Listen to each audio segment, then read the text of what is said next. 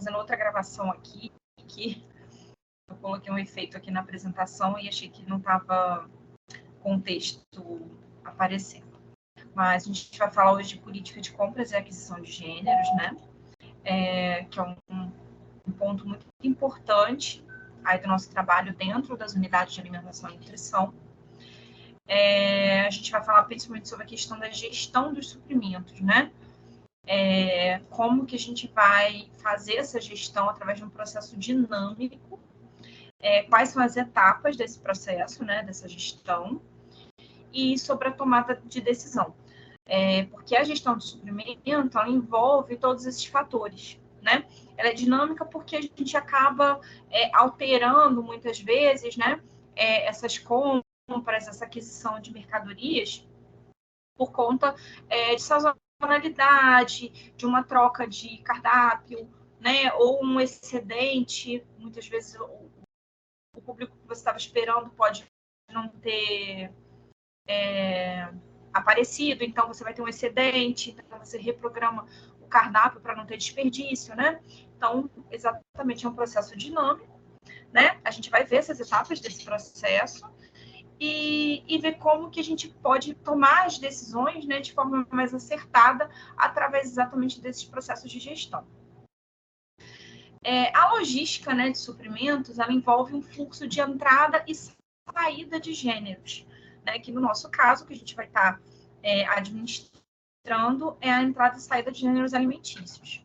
Os nossos pontos críticos, né, são reposição irregular de matéria-prima, por conta de uma programação errada, de um pedido errado, estoque aumentado com redução em consumo, que é como eu falei antes, né, você está esperando um determinado público de comensais e aí, eventualmente, vem a menos, ou vem um feriado, ou vem alguma coisa que atrapalhe, né, a sua programação, ou que você não tenha contabilizado na sua programação, e falta de espaço para armazenamento, que é outro ponto crítico, né, a gente vai ter que avaliar quando a gente pensar em compra, em gestão dos suprimentos de uma unidade, porque o espaço para armazenamento, mais na frente a gente vai ver, que além de ser, de ficar um espaço útil, né, que poderia estar sendo feito até para alguns preparos, para algumas partes, né, do processo de manipulação de alimento, você está usando para um estoque que fica parado, né?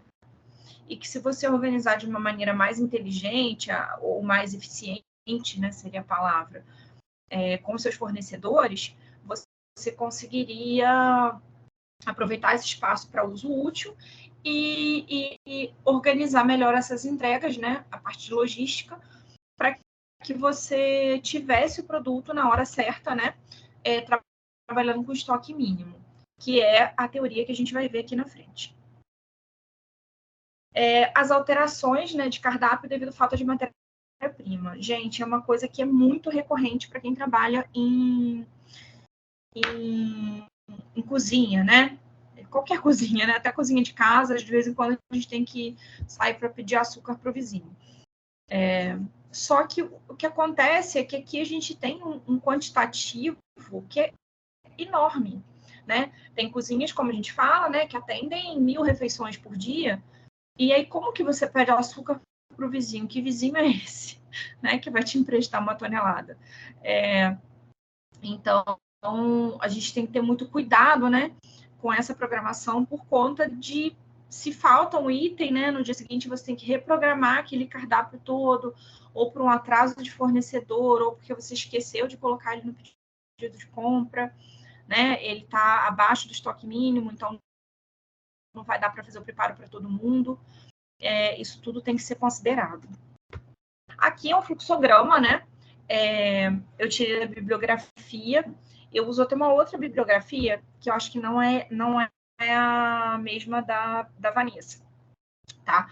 Eu uso a Spinelli, né? Gestão de Unidade de Alimentação e Nutrição, Modo de Fazer, porque eu acho ele um livro bem prático, sabe? Ele é bem direcionado, é o que a gente precisa na prática, né? Tanto que ele é modo de fazer que ele envolve exatamente essas questões mais práticas, né, do dia a dia de gestão de um ano. Então, esse fluxograma eu tirei dessa literatura, e aí só para vocês entenderem, né, aqui a gente tem as duas formas, né, em pedido de compra e requisição de material. Qual a diferença? No pedido de compra, você vai passar isso para um setor de compras, que vai entrar em contato com o fornecedor, né? É um pedido de compra externa. Ou você vai requisitar o material. Isso muitas vezes acontece em relação a materiais de almoxarifado.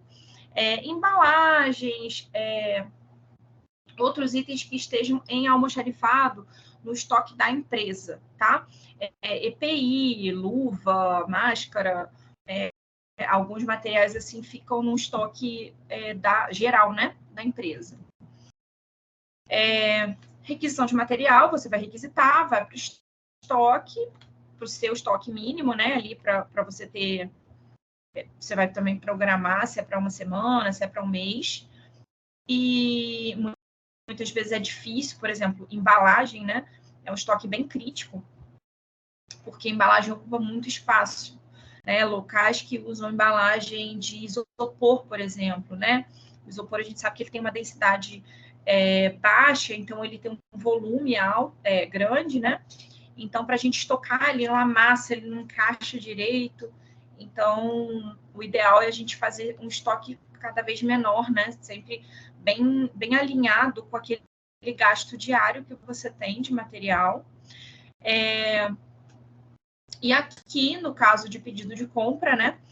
Esses pedidos de compra, eles vão para o setor de compras, né? O setor de compras entra em contato com o fornecedor encaminha esse pedido para você, você vai receber, né? Você vai pegar essa nota fiscal, você vai passar para o contas a pagar, né?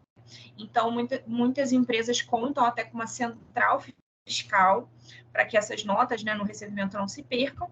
Então, quando entra a entrega na empresa, pela própria portaria, né? A portaria já segura uma nota fiscal que já vai para o setor de contas a pagar, né? E aí, geralmente, a gente fica com uma cópia dessa nota para poder ter as informações todas, né? Sobre a mercadoria. E o contas a pagar encaminha para o pagamento, que esse pagamento vai para o fornecedor, né? E assim fecha esse ciclo com compras. Recebendo, né? A gente vai pegar esse gênero recebido, né? Esse item recebido, que vai também para o nosso estoque, né? Então, a gente tem, como eu falei, tem um estoque interno da UAN, né? E tem um estoque também que pode ter externo, como um estoque de almoxarifado para itens de embalagem, por exemplo, né? Plásticos, embalagens. A gente pode solicitar que eles fiquem no almoxarifado e requisitar esse material. Existe uma questão central aqui, né? Que se existe um excedente de estoque, né? Se você verificar um excedente de estoque, você não vai fazer o pedido de compra, né? E se você tem um excedente de estoque, você vai deduzir esse excedente de estoque no pedido de compra seguinte, tá? Porque você já sabe que você está com excedente, então você vai só reduzir aquela quantidade. Sempre buscando, como eu estava falando, um estoque mínimo, né? Porque, assim, esse excedente, se você vai deixando excedente, daqui a pouco você está com um item fora da validade, um item que está danificado, né? Porque às vezes fica muito tempo em estoque, outras coisas podem danificar. E aí o ideal, né, é que a gente faça essa dedução para que o pedido do mês seguinte seja mais ajustado. A previsão para compras, né, ela é diretamente dependente do cardápio, né? Quando a gente faz o aprovisionamento, né, que é previsão dessas compras, ela vai depender exclusivamente do cardápio. Então, assim, quanto mais antecedência a gente tiver nos cardápios, melhor, né? Porque o que acontece? O cardápio, ele é o que direciona as nossas necessidades dentro da operação, né? Então, se a gente tem uma média de uso, né? Naquela unidade, né? Você já durante um mês, supondo que você entre numa unidade do 0. Aí você, durante um mês, aí você elaborou aquele cardápio, né? E aí, durante o mês, você viu que o uso médio de feijão era de 100 quilos de feijão por mês. E aí, você vai fazer o quê? Você já vai prever que no mês seguinte, você vai solicitar 100 quilos, né? Nesse começo, né, se a gente entra aí do 0, se a gente não tem uma informação prévia, né? Claro que você vai pedir um pouquinho a mais até você ir ajustando aquela média de consumo, né?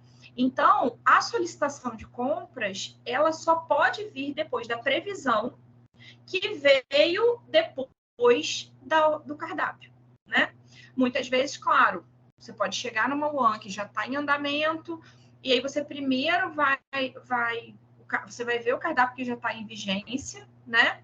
Para você poder prever as compras e você solicitar as compras, né? Então, assim, tudo depende muito do contexto.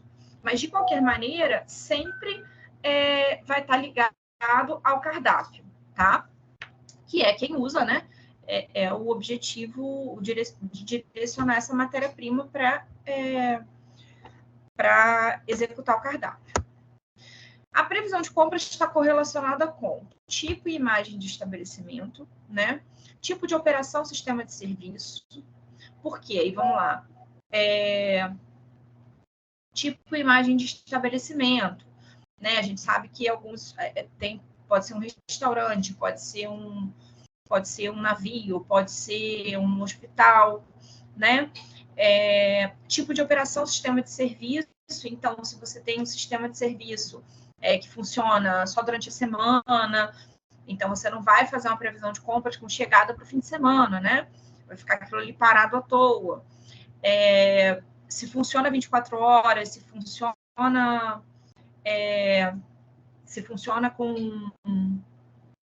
com estoque 24 horas também, né? Muitas vezes tem operações que estão 24 horas, mas o estoque fica trancado.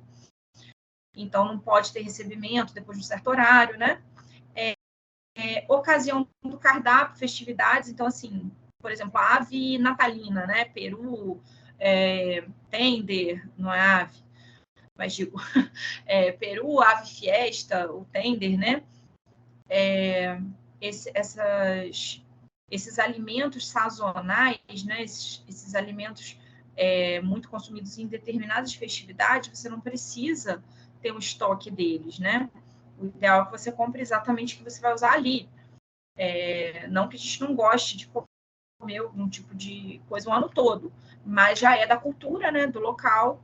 A gente não precisa onerar, né, aumentar o gasto do local por conta de um erro de programação, né? Comprando essas carnes, geralmente são carnes mais caras, né?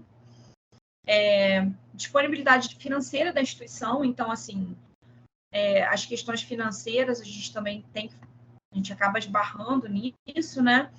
Então, muitas vezes, por mais que tenha um preço bom, você não vai poder fazer um estoque grande, ou você tem que fazer de acordo com o cardápio, com a forma de contrato que foi estabelecida, né?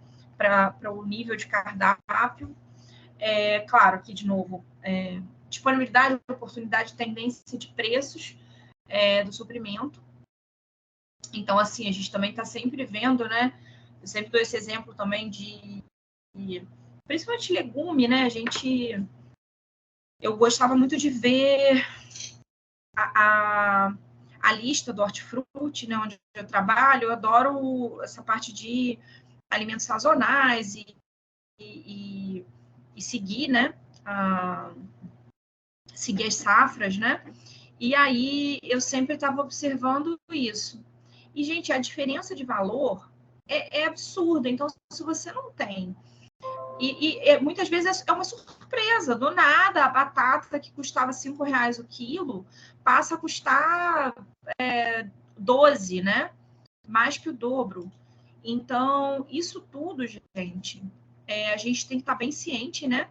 Que vai cair na tua conta em algum momento, né? Então, não adianta fechar os olhos. Então, nesse momento, vale a pena você trocar um cardápio, né? Se tinha lá quilos de purê de batata e a batata dobrou de preço do nada, de um mês para o outro, você vai ajustar esse cardápio, você vai trocar esse purê de batata por um outro carboidrato, né? Também, por conta do teor nutricional, mas a gente vai procurar um ingrediente mais em conta, né? Eu lembro uma vez o tomate estava caríssimo e sempre tinha vinagrete. Gente, vinagrete não vai dar para ter, ou tira o vinagrete ou não faz com tanto tomate, né? Então, põe uma salsinha, põe uma outra coisa que fique colorida, né? Para a gente poder, uma outra salada colorida para poder substituir o alimento que estava muito caro. E na época, a cenoura era muito barata. Então, a gente, né, pode pensar em outras substituições para o cardápio manter o mesmo custo. Per capita bruto dos alimentos, né? Então, a gente tem que saber ter uma ficha técnica muito bem confeccionada, né? Para que a gente possa confiar nesse per capita, né? Saber o per capita, saber rendimento, saber os índices todos, né? De cocção e tudo, para a gente não ter surpresa, né? No pedido. Número estimado de refeições que serão oferecidas, sempre, né? Sempre acaba tendo. O ideal é sempre calcular um pouquinho a mais. E frequência de utilização de gêneros no período de previsão. O espaço de armazenamento disponível, quantidade pré-existente no estoque, que a gente já viu naquele fluxograma, e as características da matéria-prima, né? A gente sabe que tem matérias-primas que tem, por exemplo, feijão, não dá para comprar também com muita antecedência ou fazer um estoque grande, o feijão ele fica velho, né?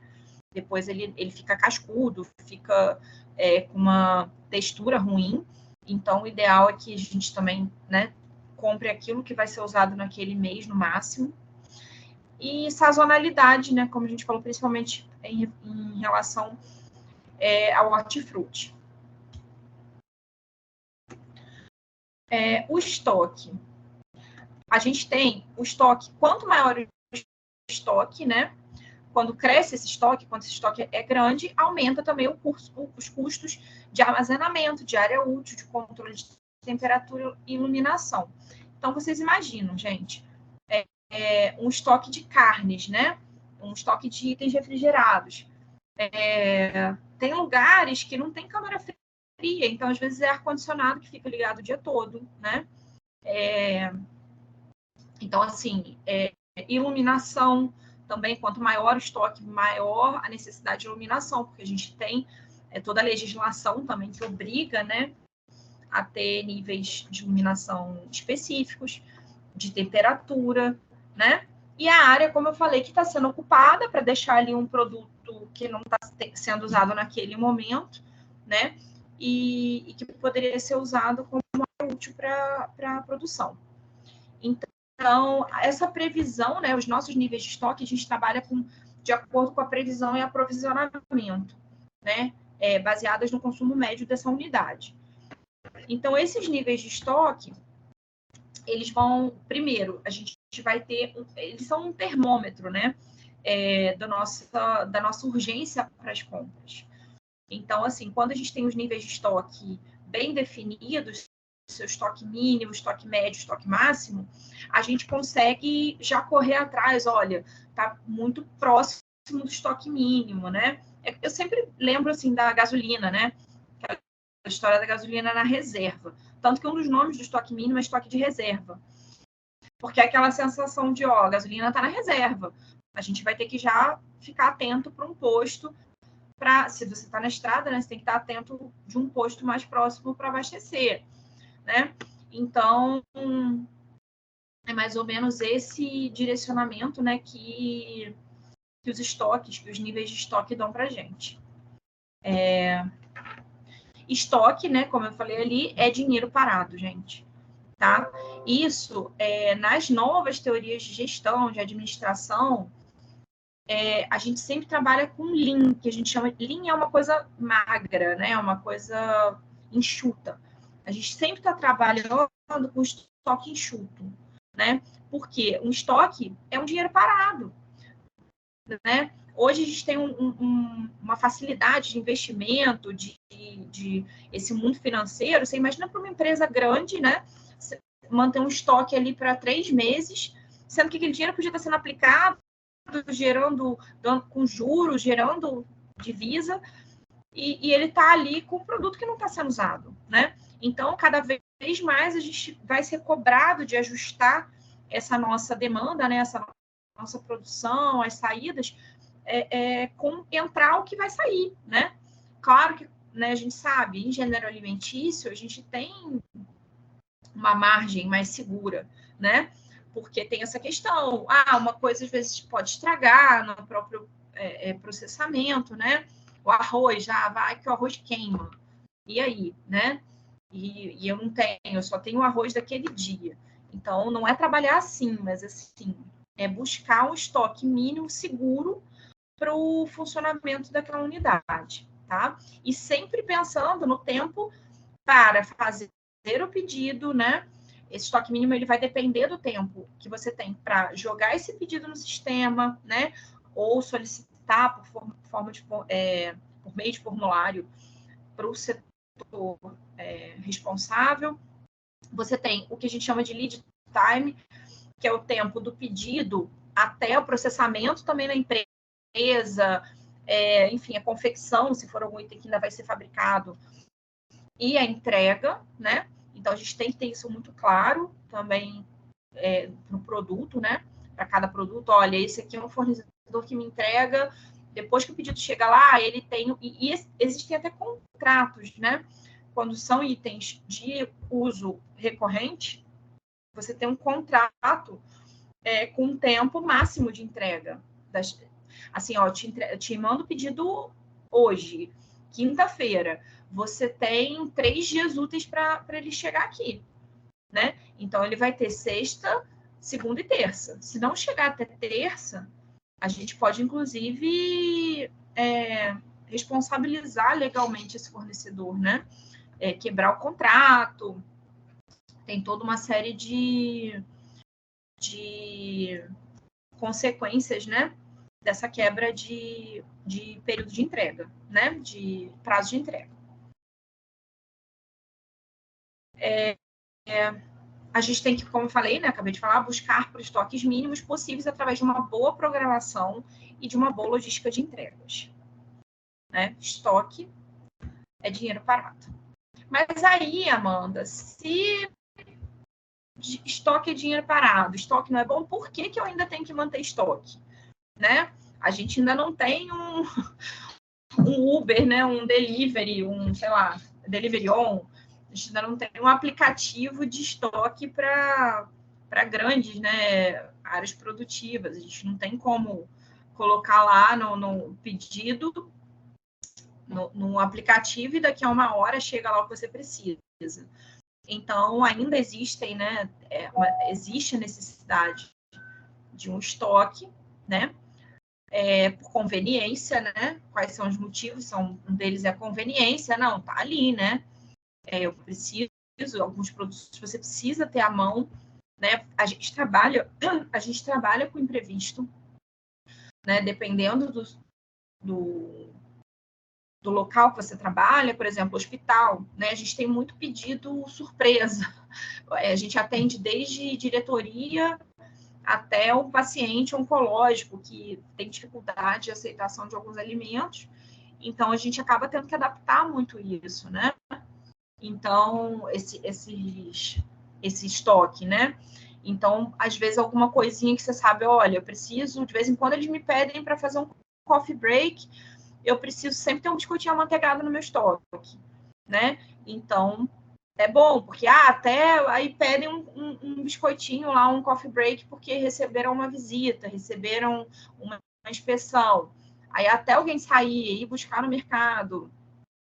Então, assim, para facilitar isso, alguns produtos que não venham a onerar muito, né? Aumentar muito esse gasto da unidade, a gente pode fazer um estoque mínimo do mínimo ali, só para uma urgência, né? Então, a gente tem alguns estoques valem a pena por redução de custo a partir de compras promocionais em valores mais baixos ou de atacado. Então, assim, muitas vezes você vai usar, sei lá, um vidro de azeite extra virgem por mês, tá? Supondo. E aí você...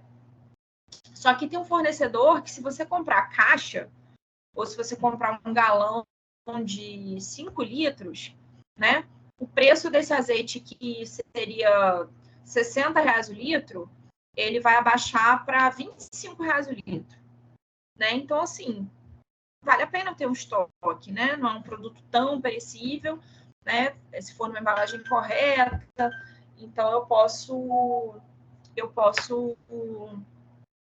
ter ele em estoque para garantir esse preço, né? E assim, muitas vezes o próprio setor de compras vai te sinalizar, né? Oh, você não precisa de uma caixa, não, porque conseguir um preço melhor na caixa fechada. Ou então, isso também a gente vai ver ali mais na frente, né? Que é importante você ter uma ficha do produto para que você, uma ficha de estoque, de recebimento e uma ficha do próprio produto, para que você saiba se ele é vendido em caixa com 10, se ele é vendido em caixa com 5, se ele é vendido unidade, porque isso também te ajuda a programar os cardápios, né? Se você sabe que você pode comprar uma caixa fechada ou lata de, sei lá, 10 quilos de milho verde, sai mais barato. Então, você coloca mais preparações, você vai colocar um creme de milho, né? Não só, né? Você pode ser uma guarnição de milho na manteiga. Então, isso tudo pode te ajudar também, né, com a própria programação de cardápio. Prevenção de erros de previsão ou de registros imprecisos, né? Previsão de erros de planejamento, então aquilo que a gente já falou, tipo, você achou que só gastava uma lata de milho de 200 e gastava uma lata de 3 quilos. E aí você pediu só uma latinha de 200. Então, né, você pode também errar quanto ao planejamento, o ideal que a gente tenha sempre um pouquinho a mais. E flutuação de vendas ou de produção, né? Alguns produtos do nada somem do mercado. Então, pode ser que algum produto, olha, já tem uma previsão que vai ficar em falta o arroz. Vai ser todo exportado, vai ficar em falta no mercado nacional. Aí a gente já vai falar, vou fazer um estoque maior, né, até regularizar isso. Tá tendo uma guerra e eles estão mandando o arroz todo para fora do Brasil. Então, a gente já vai ter que fazer um estoque maior, porque, né, ver quem que ainda tem fornecendo. Isso aconteceu não no setor de alimentos, né, gente, mas aconteceu no setor de soro fisiológico, que é uma coisa que tem uso, nem precisa dizer, né, quem trabalha com a saúde sabe. Com a guerra da Ucrânia, teve um problema no abastecimento de soro, e não foi por falta de soro, óbvio, né? Porque soro é água com sal, se a gente for pensar, né? Mas foi por problemas na logística. A gente não tinha caixa para enviar e não tinha plástico, né? Porque o plástico e as caixas foram todas desviadas, né, para essa logística de guerra. Então, para mandar comida, arma, sei lá o que nas caixas, enfim, ficou em falta no mercado mundial. Então, assim, alguns fornecedores, por exemplo, os hospitais, né, buscaram fornecedores que pudessem fechar contrato para poder não desabastecer os hospitais, né? Então, só para a gente ver que hoje, né, a gente tem uma certa estabilidade, o Brasil é um país produtor de alimento, a gente não tem escassez de muitos itens de alimento, mas, né, pode acontecer. Então, a gente tem o estoque mínimo, né, como eu já tinha falado, estoque de segurança, o estoque de reserva, que é a gente pode fazer um cálculo, tá, desse estoque, mas para esses cálculos, gente, você precisa estar trabalhando num lugar que tenha uma organização, né, em relação ao consumo médio, a prazo de reposição muito alinhada, né? Porque senão, se a gente trabalha com estoque mínimo num lugar que os números não são fidedignos, né, que não dá muito para confiar, se um mês sai 300 quilos, no outro mês de um determinado item, no outro mês sai 100. Então, assim, está sendo mesmo feito, né, uma estimativa mensal, está sendo tudo anotado, porque tem itens, por exemplo, que estão todo dia no cardápio. Arroz e feijão todo dia está no cardápio, né? Então, assim, não pode oscilar tanto de um mês para o outro, né? Então, se vocês virem que esses números não estão muito confiáveis, o ideal é que você só trabalhe com estoque mínimo quando você tiver controle mesmo desses números. Então, o estoque mínimo é a menor quantidade possível de material, sendo esse capaz de suprir eventualidades na entrega, produção ou aumento inesperado de consumo até a chegada da compra de reposição, tá? Então, a gente pode fazer esse cálculo através do consumo médio diário vezes o prazo de reposição, tá? Então, se você consome 10 quilos por dia de abóbora, tá? E a pessoa te repõe a cada 3 dias, né? Então, qual o seu estoque mínimo? De 30 quilos de abóbora, tá? Porque você vai precisar de 3 dias para ele trazer outra, né? Você vai consumir 10 quilos por dia, simples assim, tá? Lead time de entrega, eu já falei, né? Que é o tempo total entre a compra e a chegada da encomenda no cliente. O estoque médio, né? É o que a gente costuma trabalhar mais, né? Que tem mais uma segurança. Você vai fazer esse estoque mínimo, só que você vai colocar 50% a mais, tá? Porque tem toda essa questão. Se esses 3 dias virarem 6, você já está garantido, né?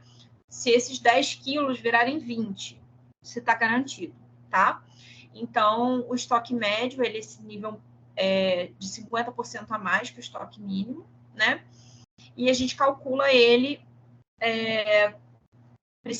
através, né, de programação de pedido, dependendo do recurso financeiro disponível e do espaço para armazenagem, tá? Tanto no estoque médio quanto no máximo. Tá? Que é uma quantidade máxima de material que pode ser armazenada até a chegada do pedido seguinte, isso aqui ficou fora da ordem. E esses dois, né, a gente calcula por meio de necessidade de programação de pedidos, recursos financeiros disponíveis e espaço para armazenagem. Então, assim, você não vai ter como armazenar 50% do seu estoque mínimo. Lembra que a gente até conversou, né, sobre essas novas tendências em mercado de alimentação? Tem lugares que você não tem espaço nem para trabalhar, né? Nem para é um fluxo assim mínimo. E como que você faz um estoque acima do mínimo? Você também não faz, né? Então, assim, nesses casos, então você tem que ter ainda mais confiança no seu fornecedor, né? Para que não vá furar com você.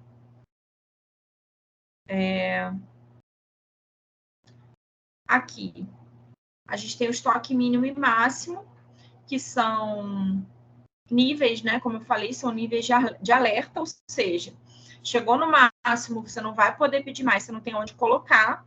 E estoque mínimo é que, assim, passou disso, a gente já está em risco de não ter matéria-prima para trabalhar. Então, o estoque máximo a gente calcula também, né? Com consumo médio mais o estoque mínimo, tá? Então, no caso do estoque máximo, a gente tem esse estoque máximo sempre numa mesma faixa de tempo, né? No mesmo período. Então, vamos supor, durante um mês, eu sei que o consumo médio é de, já falei, sei lá, 300 quilos de feijão, né? E o meu estoque mínimo é o de mensal, né? até o próximo pedido, como a gente tinha visto, a forma de calcular, a gente sabe que o estoque mínimo é de 50 quilos, tá? Então, o que a gente vai fazer? Vai ser 350 o meu estoque máximo, tá? Porque, assim, é a média e mais aquele, como eu digo, é como se fosse a gasolina da reserva, né? Então, assim, é o tanque mais a reserva, né? Então, previsão de compras vai ser igual a per capita líquido, vezes o fator de correção, vezes o número de refeições, tá?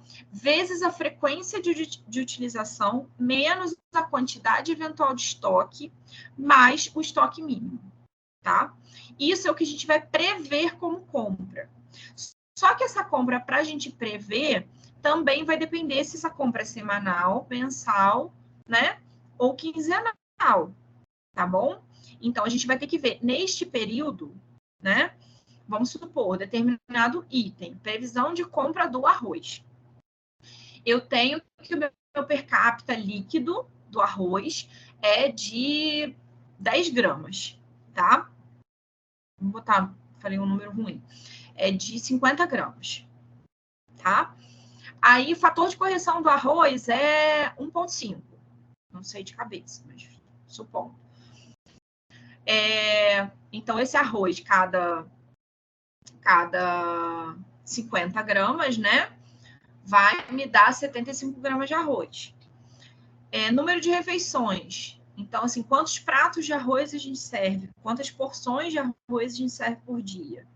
Tá? São 200. Então, você vai colocar lá 200.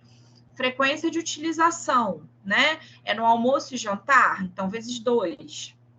Menos a quantidade do estoque, que é o que eu falei, para você não ter o excedente do excedente, né?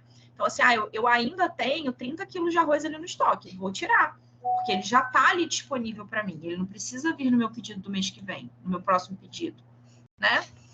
E mais o estoque mínimo, né? Que é esse, como eu falei, lembra sempre dessa comparação com a gasolina da reserva, tá? Então, assim, a gasolina da reserva, ela vai ter que existir, tá? Per capita, né? Sempre o alimento cru para cada pessoa, tá? Política de compras é definida pela empresa, tá? Dificilmente, a não ser que você esteja fazendo isso como nutricionista e dono de um restaurante, do seu restaurante, né? Mas aí você vai ter que estabelecer qual é a sua política de compras, quando que você quer comprar, de quem, enfim. Mas essa política de compras, ela é sempre definida pela direção, pela gestão, né, pela gerência de compras, e as escolhas estão sujeitas à localização próxima a centro de distribuição, porque a gente sabe que o frete, né, pode encarecer esse produto e pode também danificar o produto, principalmente em perecíveis, né? Facilidade do transporte, pelo mesmo motivo, disponibilidade financeira e de espaço para armazenar itens, tá?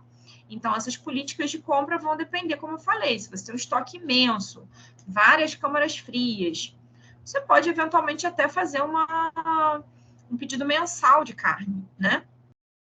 Agora, se você só trabalha, por exemplo, no hospital mesmo, a gente trabalhava com freezer para carne, né? Então, assim, já vi várias vezes pedidos errados que não tinham de colocar a carne, né? Imagina o problema. Essa carne volta para o fornecedor, volta com que segurança, né?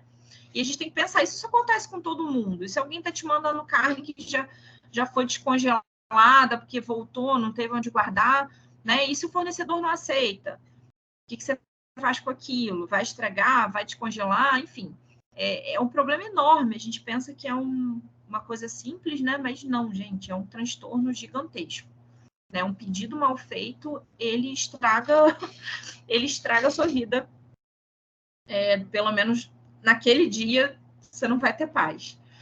Mas a questão é você também pensar sempre na questão dos gêneros perecíveis, né? Que eles precisam de entregas que podem ser até diárias, né? Aqui eu até coloquei como exemplo pão, frios, leite, que não é de caixinha, né? Tem lugares que usa leite só pasteurizado. Então, quanto mais fresco, melhor. Ou você pode programar entregas de 2 ou 3 vezes na semana, tá? Dependendo do item, da durabilidade, do tempo de prateleira, né? E as frutas. Você pode também, né, no seu pedido, você pode fazer um descritivo para estipular tamanho, quantidade por caixa, peso, unidade e grau de maturação, né? Então, assim, vendedor de hortifruti, às vezes até te dá essa liberdade, né? Claro que às vezes os pedidos são enormes, o cara não vai escolher maçã por maçã para você. Mas você pode, eventualmente, falar, olha, você consegue uma caixa de, sei lá, manga mais madura, né? Banana, eu quero uma banana mais verde, porque a banana amadurece muito rápido no verão, né?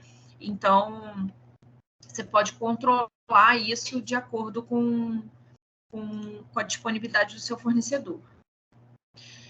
Quanto ao fornecedor, né, é importante que você realize visitas técnicas nos fornecedores para checar as reais condições do estabelecimento.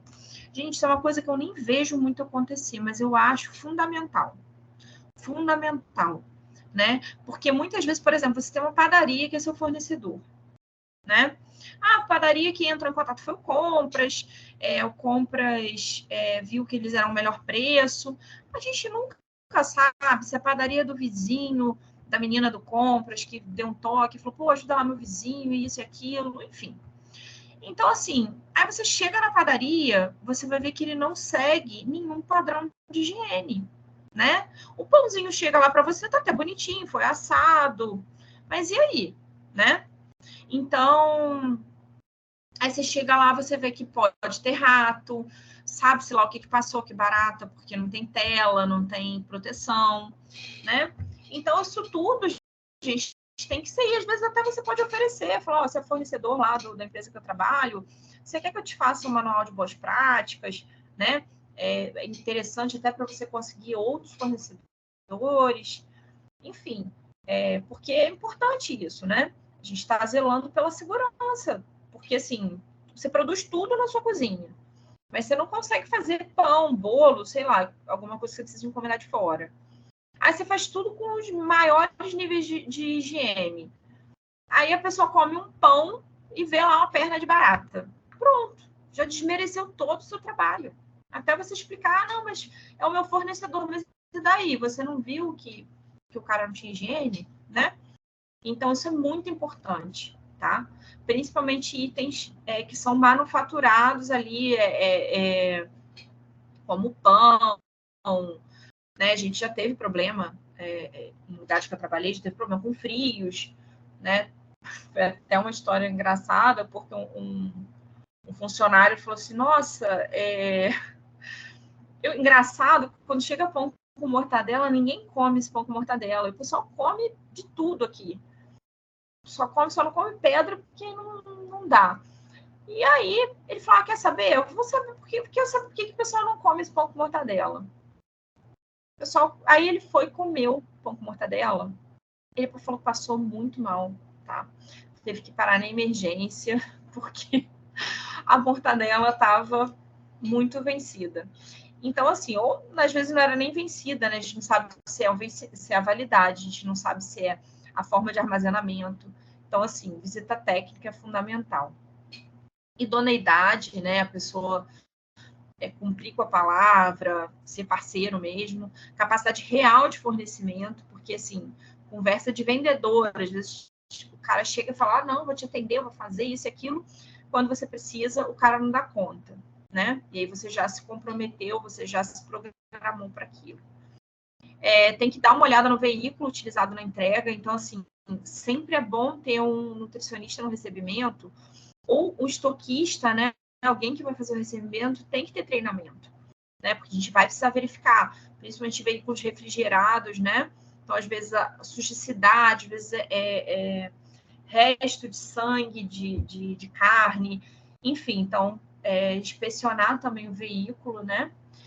Ficha cadastral, você tem que ter uma ficha daquele fornecedor com você também, com endereço, telefone, pessoas de contato, número de cotações, para saber, né, se ele já está na empresa há muito tempo, se ele já faz o trabalho dele de forma correta, né? E o comprador, a gente tem que também se certificar que ele tem habilidade técnica para definir, quantificar, especificar a matéria-prima, identificar o fornecedor e as características para armazenamento do produto. Então, gente, o que acontece também nesse contato? Muitas vezes, na maioria das vezes, o comprador não é um nutricionista, né? Então, você tem que... Se esse comprador não tem essa habilidade técnica, tá? Você vai ter que deixar esse tipo de dado muito especificado, muito claro no seu memorial descritivo também da solicitação de compras, né? Então, a gente tem que deixar lá, olha, ou então você vai ter que entrar em contato com o fornecedor para saber, né, essas especificações. Porque senão é aquela história, a gente fica no escuro, né?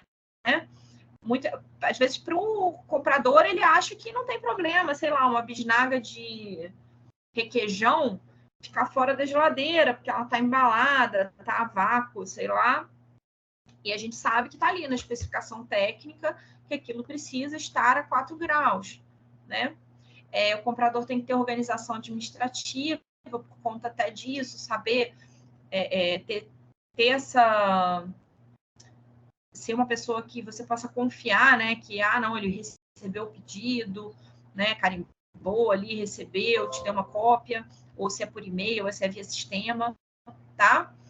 Instrumentos de controle e avaliação do fornecedor, ele tem que ter esses instrumentos e tem que ter para você, na hora que você precisar, olha, quero saber porque estou tendo reclamação dessa carne, a carne está dura, a carne não cozinha, a cozinheira não está gostando de trabalhar com essa carne. Então, você sabe quem é esse fornecedor, né? Como é que é a forma de abate, enfim. E o relacionamento ético por conta daquilo que eu falei, né? O setor de compras, ele tem muita fraude nesse sentido, né? Muita gente que às vezes entra para o setor de compras, oferece benefício para o comprador, e aí isso não é ético, tá? A gente tem que buscar o melhor produto, o melhor custo-benefício para a empresa, para o seu consumidor, né? E não benefício próprio. A solicitação ao fornecedor tem que ser por meio de formulário próprio, tá? Ou planilha que você vai mandar para o setor de compras, né? Nos locais que tem licitação, a gente controla o preço e quantidade de mercadorias contratadas na licitação, tá? Então, assim, quem trabalha com licitação já sabe que aquele contrato vai ter que você vai estar o tempo todo ali voltando nele, né? Para saber se está tudo de acordo com aquilo que foi contratado, né? Tem locais, até acho que a Bárbara falou, eu fiz estágio também nesse hospital lá de Barra do Piraí. Então, assim, contrato, licitação, e assim, se vai vir só 50 quilos de peixe por mês, é 50 quilos de peixe por mês, né? Mas se vier menos, pode gritar. Se vier mais, você também, né, tem que falar que veio a mais, porque você tem uma programação para aquela matéria-prima, né? Então, assim, a gente pensa, não, é vantagem. Não é vantagem, porque e aí? Aí você vai deixar estragar uma carne mais cara, ou vai deixar estragar aquela matéria-prima porque não tem freezer para colocar, né? Então, isso tudo tem que ser bem pensado. Essas solicitações de compra podem ser mensais, quinzenais e semanais, e as entregas podem ser únicas ou fracionadas. Então, assim, você pode acertar também com o setor de compras, ou com o próprio fornecedor, se for o caso, dependendo, né, da organização da empresa, você pode solicitar uma entrega fracionada, para que você já tem lá o seu cardápio mensal, né? Então, ali você já sabe que você usa uma vez por semana, você usa empim. Mas você não vai poder comprar empim uma vez por mês para usar o mês inteiro, porque ele vai apodrecer, né? Nem na geladeira ele pode ficar. Ele tem que ser cortado e cozido. Então, o que vai acontecer? Você vai solicitar que seja feita a entrega de, vamos supor, eu uso durante o mês 90 quilos de empim, né? 120 quilos de empim, para ficar mais fácil a conta. Então, eu vou pedir que semanalmente seja entregue às sextas-feiras, ou né, no dia que você vai usar o aipim no cardápio, você vai pedir que seja entregue 30 quilos toda semana, né? Então, isso você pode também negociar.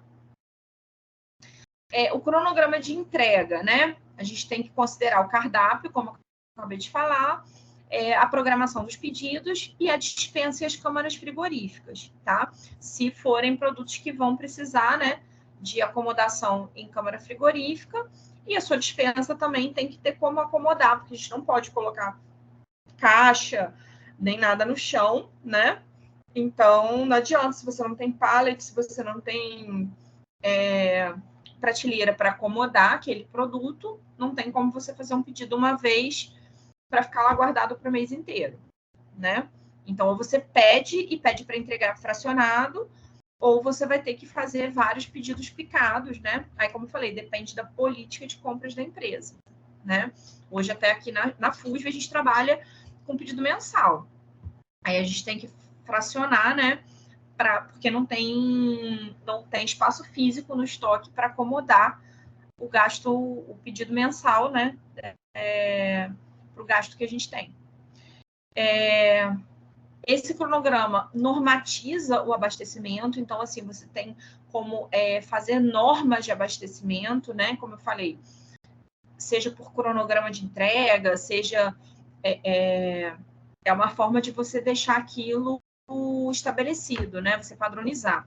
E permite avaliar o desempenho de fornecedores em relação ao comprometimento e atendimento de solicitações.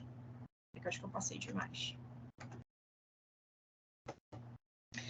Recepção e armazenamento de mercadorias, né? No recebimento, a gente tem uma área concebida e preparada para essa finalidade, tá? Tá tudo na RDC 216. A gente tem várias, como a gente estava conversando, né? Mas principalmente na RDC de boas práticas, a gente tem as especificações, né, nacionais, porque a gente tem algumas portarias estaduais e portarias municipais, mas a RDC é âmbito nacional. E aí, o que a gente tem como obrigatoriedade para recebimento, né? Você tem que ter uma área que dispõe de espaço para manipulação de caixas limpas e sujas e para o armazenamento para posterior devolução, né? Que, por exemplo, hortifruti mesmo, né? Chega em caixa de madeira e você não tem tempo de esvaziar aquilo tudo, né? Então, muitas vezes eles deixam aquelas caixas lá, né? E você tem que ter um local para deixar a sua caixa limpa também, para recebimento. Espaço para transferência de mercadoria da caixa do fornecedor para o monobloco da unidade, área de higienização dos monoblocos, né? Pia para higienização de mãos, pia de pré-higienização de mercadorias, balança e mesa para manuseio de documentos, tá? Porque o que acontece, gente? Um recebimento embolado, olha, é uma dor de cabeça, tá? Quando você vê a caixa que entrou suja para produção, essa parte mesmo de você ali recebendo, o cara não tá de touca, o cara não fez asepsia, não lavou nem o pé, então contamina, né, a sua área de produção. Então, né, nem sempre o estoquista, por exemplo, no hospital mesmo, a gente trabalha com estoquista mulher, é uma senhora. Então, ela acaba dependendo do cara da entrega vir e colocar a carne lá em cima do freezer para ela poder tirar da caixa e passar para a área de produção. Então, assim, gente, são lutas, né, que cada dificuldade que cada serviço tem, né, e que a gente tem que estar sempre exigindo, né, que isso seja adequado, isso se adeque, porque é para a segurança de todo mundo, né? Então, assim, eu até brigava muito para ter um estoquista, porque eu achava um absurdo a gente não ter um funcionário só voltado para estoque, porque a questão é que o nutricionista ele não consegue estar ali o tempo todo, né? Para fazer todo esse procedimento, para inspecionar todo esse procedimento. Então, é importante que você tenha o estoquista bem treinado para que ele esteja... para que ele seja os seus olhos ali, né? Então, tem todas essas atribuições que a gente precisa buscar, né? E que estão na lei, né? Não é frescura do nutricionista. É porque precisa, porque é a segurança alimentar, né? Então, a área de higienização de monobloco, não, já falei, né? A mesa de manuseio de documentos, gente, porque assim, é isso, você não pode... Aí você pega documento que sabe-se lá onde passou isso, né? E tá ali com ele em cima do freezer ou em cima da própria caixa do alimento, enfim. Então, a gente precisa buscar, né, essa estrutura onde a gente trabalha. Vamos lá. Na recepção e armazenamento, a gente precisa conferir o registro de dados relativos à entrega, higienização e armazenamento de mercadorias, organização conforme data de validade, né? A gente usa aquele primeiro que entra, primeiro que sai. Estoque tem que ser organizado por itens, departamentos, ou seja, não dá para misturar feijão com gelatina, com leite. Tentar manter uma organização, né? Por departamento, né? Cereais, secos, até porque são alimentos que se comportam de uma maneira parecida, né? Em relação à validade, em relação à contaminação, né?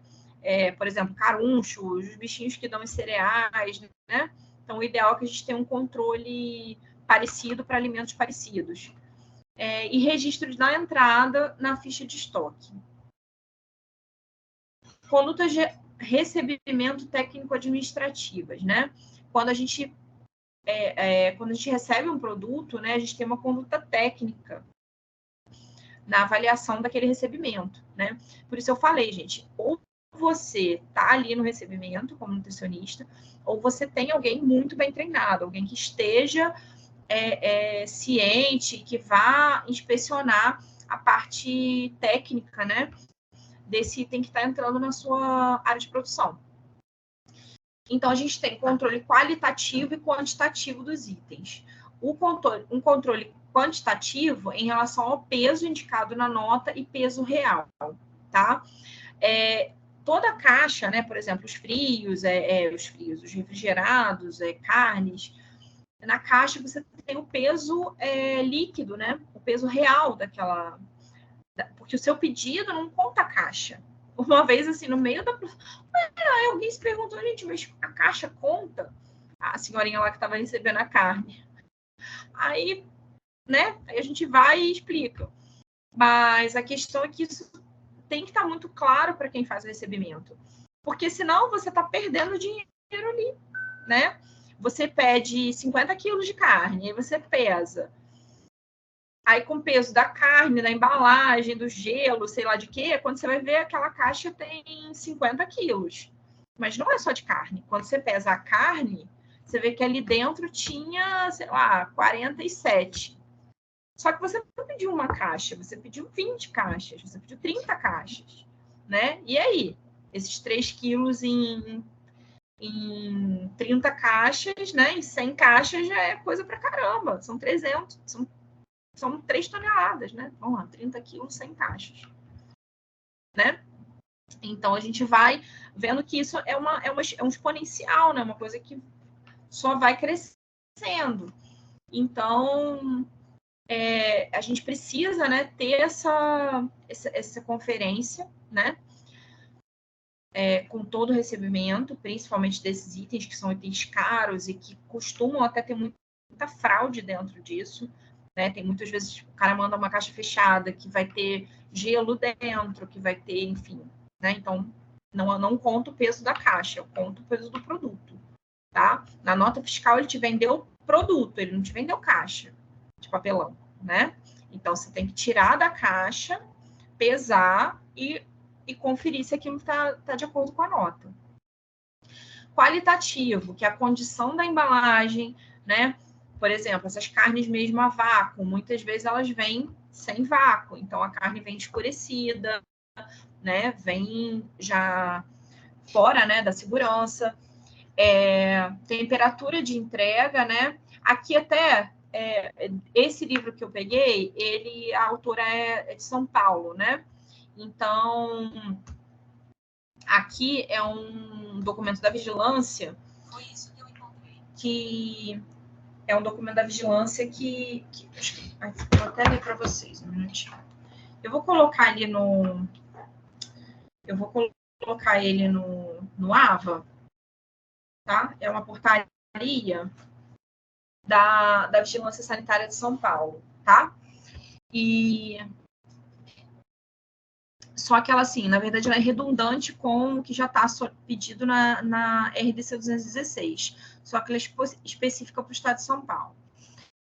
Características sensoriais, né? O cheiro, textura, dependendo, né? Se você consiga verificar, mas principalmente cheiro já entrega, né?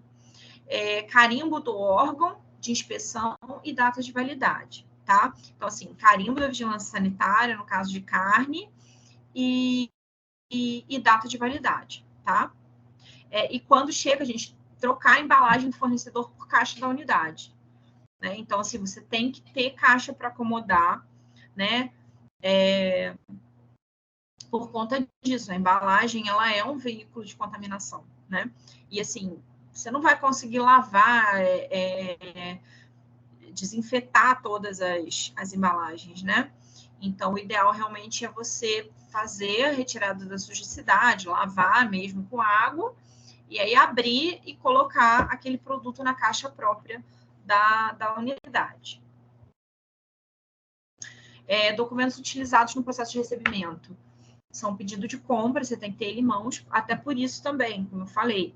Às vezes no pedido pode estar um número, sei lá, você no pedido colocou 100 quilos, aí o cara vai te entregar 80 porque ele está em falta na fábrica.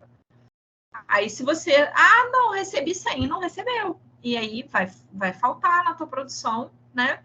Sem contar que você está sendo... mesmo que ele só te cobre os 80, né? Você tá com a sua programação furada, né? Então, ele vai ter que arrumar 20 quilos e te entregar. Se está no pedido de compras, ele falou que ia fornecer, ele tem que fornecer. Nem que ele compre do concorrente dele e te entregue, tá?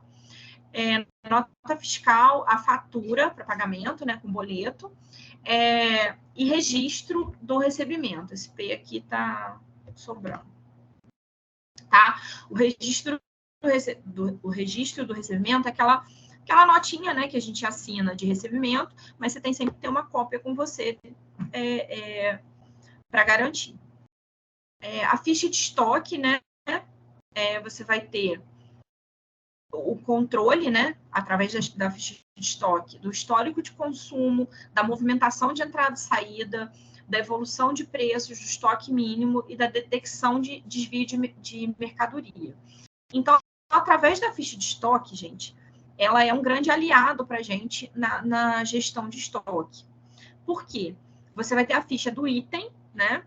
E você, através dessa ficha desse item, a gente consegue saber como que ele está saindo, né? Vamos supor, por exemplo, em cozinhas que você trabalha com plantão, né? Muitas vezes você vê que um plantão gasta mais que outro, né? Então, isso você consegue ver pela ficha de estoque. Por que elas estão requisitando mais do que a outra, né? Por que no meio do trabalho elas pedem feijão extra? Será que elas estão usando o modo de preparo que está na ficha técnica, né? Estão colocando água de mais ou água de menos, enfim. O que está acontecendo com esse preparo? O que despadronizou que elas estão pedindo diferente, né? Movimentação da entrada e da saída, né? Você sabe exatamente se está ali registrado, quanto que saiu, quanto entrou, a data, a evolução dos preços, né? Isso, em relação a preço, eu falo sempre com vocês, dependendo da política da empresa, isso nem passa pela gente, tá? Mas eu acho interessante, como eu falei, né? Não para negociar, eu acho interessante para que você mostre, porque você precisa colocar o preço para você dizer o custo daquela preparação, né? Então, você precisa saber quanto que está na nota fiscal, aquilo vai ter que ir para a sua ficha técnica, né? Então, quando você olha por produto, por item, às vezes até você consegue notar uma sazonalidade. Olha, com o passar dos anos, você começa a reparar que o feijão em janeiro, o feijão preto, ele está mais caro, por uma questão de safra, né? Aí você fala, pô, janeiro eu já vou trocar esse feijão preto por feijão vermelho.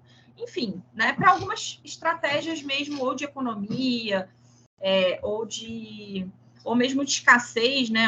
Eu sei que não tal mês vem menos, enfim. E aí você consegue ver através da ficha de estoque, né?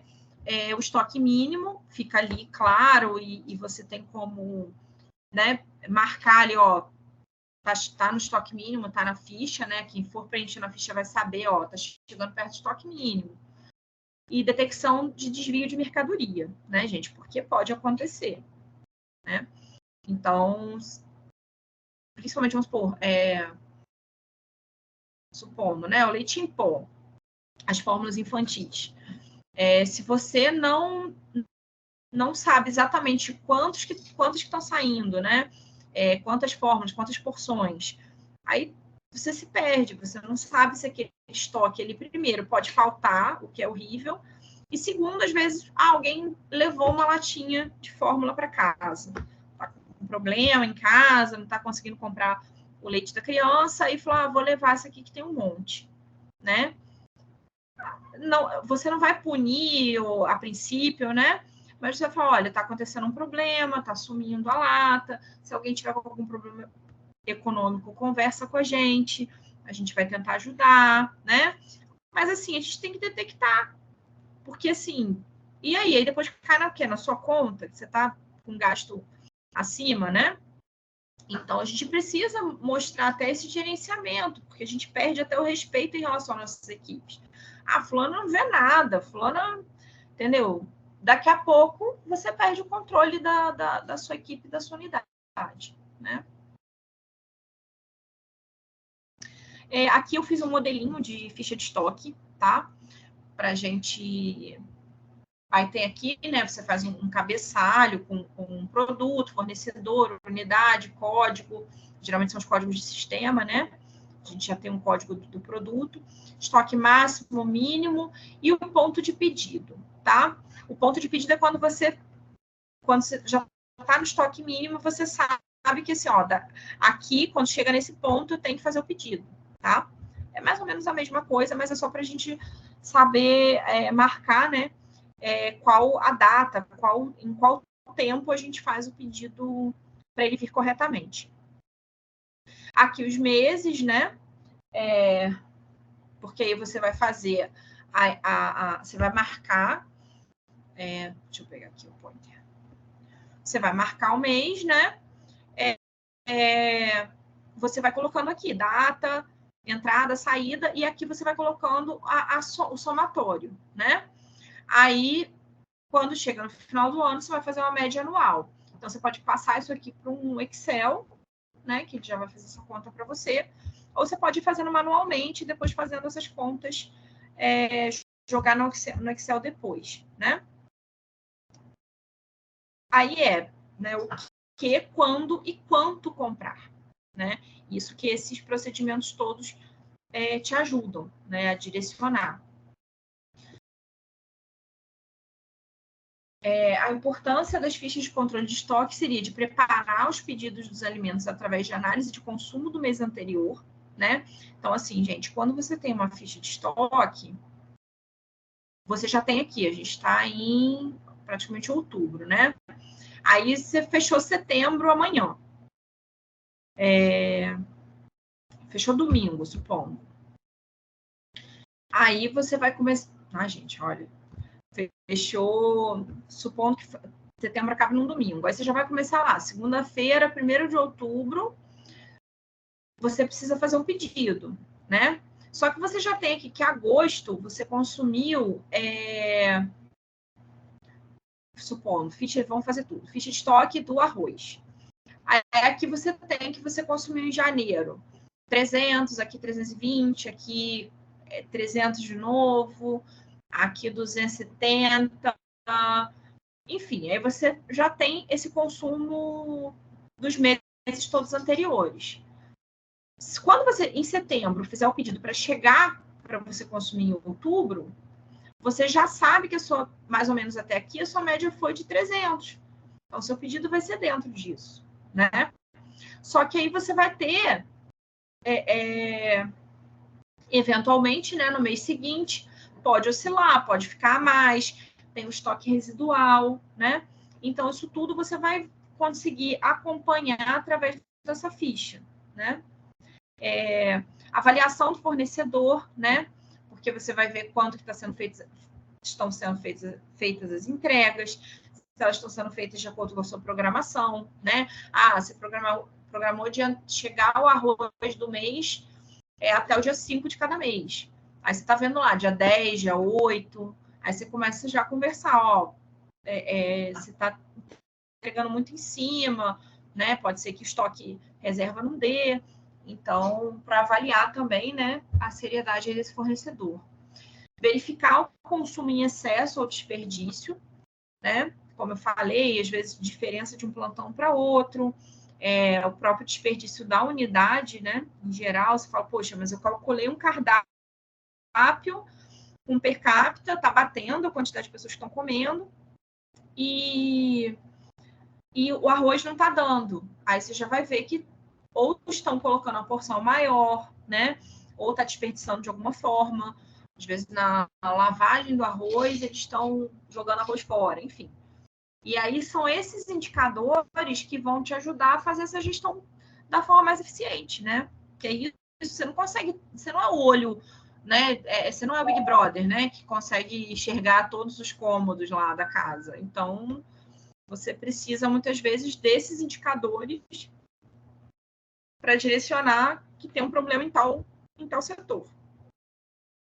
Conferência rápida de estoque, porque já está ali, né? Vai sendo alimentado todo dia, então, com a retirada, né? Até porque você tem uma retirada para o estoque de uso diário, então você consegue conferir. E auxílio na confecção do inventário físico, tá? O inventário que a gente vai falar agora sistema de conferência primeiro que entra, primeiro que sai, tá? Existe um outro sistema de saída que é a partir de valor, de preço, né? O mais caro é o que sai primeiro. Só que assim, para o One, gente, raramente você vai ter isso, tá? Porque assim, o objetivo é que você já vai vender ele, né? Rápido para não ficar um produto mais caro ali empatado. Mas a gente não usa, o que a gente usa mesmo, o que é cobrado por legislação, é o primeiro que entra, o primeiro que sai. Os inventários, eles podem ser mensais, anuais, perpétuos, né? O ideal é que você tenha um inventário também perpétuo, com os itens de produção, os itens que você tem sempre. E é um balanço contínuo dos itens de estoque. Ele facilita informação imediata sobre os itens existentes no serviço, tá? Porque, às vezes, do nada, vem a gestão da empresa que você trabalha e fala, tá, mas você trabalha com o quê? O que é o seu estoque? Que itens que você tem sempre, né? Então, é isso, ó, gente, tem sempre arroz e feijão, tanto, estoque mínimo é tal, então, e o inventário, né, sempre eles pedem para fazer um balanço anual, por conta de fechamento do financeiro, né, para fazer o balanço para o mês seguinte, para o ano seguinte. E aí eles também cobram que a gente diga tudo que tem em casa, né? Tudo que está parado ali, tudo que foi custo para a empresa e que está parado ali no estoque.